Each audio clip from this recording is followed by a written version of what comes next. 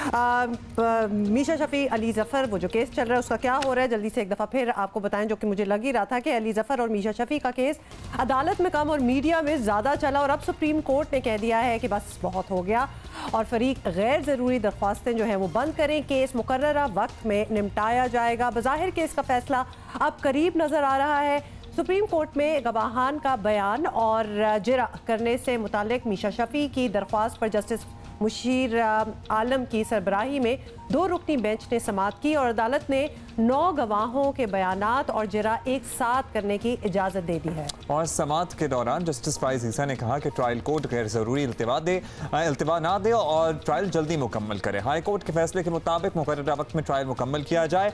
Justice काजी फाइज ईसा ने मीशा शफी के वकील को हुक्म दिया कि गवाहों पर जिरा की तैयारी 7 रोज़ में मुकम्मल की जाए। अली जफ़र के वकील को 7 दिन में गवाहों के बयान हलफी जमा कराने का भी हुक्म दिया गया है। अदालत ने मीशा शफी और अली जफ़र को गैर ज़रूरी दरख्वास्त दायर करने से रोक दिया है। और इसी पे हम बात कर लेते हैं अली जफ़र के वकील एडवोकेट राना इंतजार ने हमें और उसके बाद हम मीशा शफी के वकील हारिस अजमत साहब से भी बात करेंगे। लेकिन स्टार्टिंग विद राना साहब, ये बताइएगा कि सुप्रीम कोर्ट ने कह दिया है कि अब अली जफ़र और मीशा शफी दोनों गैर ज़रूरी दरख्वास्तों से गुरेज करें और केस मुकर्ररा वक्त पे ही ख़त्म होना चाहिए, तो आपकी तरफ से तो कोई ताख़ीर नहीं होगी, क्या सोचा है आपने?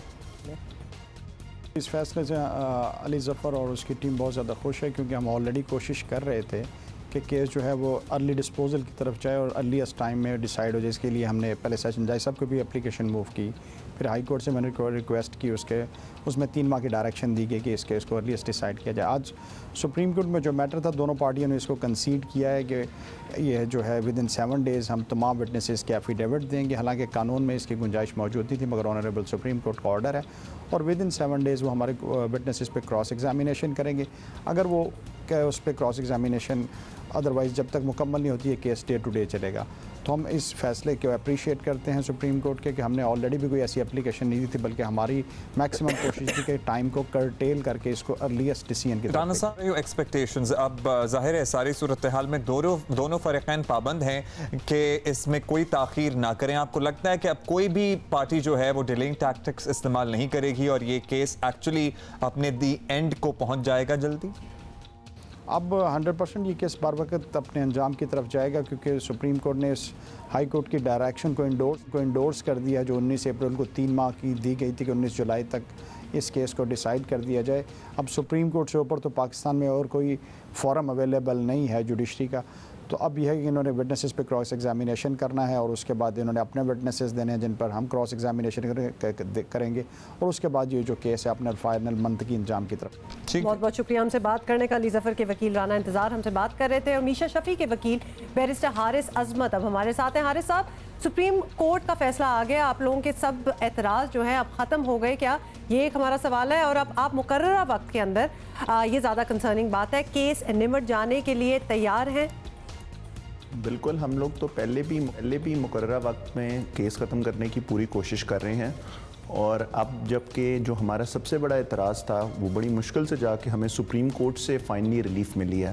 पहले ये समझना ज़रूरी है कि हमारा एतराज़ ये था कि हम चाह रहे थे कि जितने भी जैमिंग सेशन के विटनेसेस हैं उन सबको इकट्ठे क्रॉस किया जाए, बिकॉज़ अगर उनको हम इकट्ठे एक ही दिन में उन पे जिरा नहीं करेंगे, एक विटनेस के ऊपर जो सवाल होने हैं वही दूसरे पे होने हैं, तो वो कल घर जाके बाकी विटनेसेस को बता देगा, जिसको हम लीगल टर्म्स में कहते हैं कोचिंग द विटनेसेस, जो कि एक बहुत बड़ा फियर था जो कि अब सुप्रीम कोर्ट ने दूर कर दिया। सुप्रीम कोर्ट ने आज कह दिया कि सारे विटनेसेस जो हैं पहले वो एफिडेविट के ज़रिए एग्जामिनेशन इन चीफ करेंगे और फिर हम एक दिन के अंदर उनकी जिरा कर लेंगे। अब होपफुली कोई स्पेसिफिक एतराज़ तो इस वक्त तक मौजूद नहीं है जो कि ट्रायल की डिले के अंदर कोई हर्डल क्रिएट करे। ये बताइएगा हारिस, अगर since you are with us, अब ये जो डायरेक्शन आई है इसके बाद आपको लगता है ये बयानबाजी का सिलसिला, टीवी इंटरव्यूज़ का सिलसिला, ट्विटर पर ट्वीट्स और सोशल मीडिया पर पोस्ट लगाने का सिलसिला, ये सब रुक जाएगा या फिर इस पर कोई ममानियत, कोई पाबंदी नहीं है? देखिए जी, स्पेसिफिकली टू माय नॉलेज कोई ममानत तो नहीं है। अब वो कोई इंडिविजुअल बंदा क्या स्टेटमेंट देता है उस पर तो इट इज़ एनीबडीज़ गेस, क्योंकि सोशल मीडिया की सरगर्मियाँ शायद मेरा ख्याल है इस पर नहीं रुकेंगी, क्योंकि दोनों बड़े स्टार्स हैं। जब बड़े स्टार्स के दरमियान में आपस में इंटरनेशनली भी, वर्ल्ड वाइड भी कभी जब भी लिटिगेशन हुई है तो it has become a social media sensation, so has this case. So I doubt कि इसके अंदर कोई कमी पे आएगी। जी, बहुत शुक्रिया आपका। बहुत शुक्रिया। अच्छा जी, तो इट लुक्स लाइक ये केस तो बिल्कुल निपटने वाला है। और हारिस अजमत मीशा शफी के वकील हमारे साथ मौजूद थे। बिल्कुल जनाब, लेट द ट्रूथ प्रिवेल और होपफुली सच्चाई की क्योंकि जीत लोगों हो। का इंटरेस्ट बहुत है और सुप्रीम कोर्ट तक ये बात पहुंची है तो वहाँ भी बहुत ज़्यादा इंटरेस्ट है ऑब्वियसली। और आपको पता है कि जो भी वहाँ की रूलिंग होती है, कहीं की भी रूलिंग हो एक्चुअली, लेकिन सुप्रीम कोर्ट की जो रूलिंग होती है उसके बाद उससे कंपैरिजन होते हैं। एनी फ्यूचर सच केसेस अगर आए तो उससे कंपैरिजन ज़रूर होगा।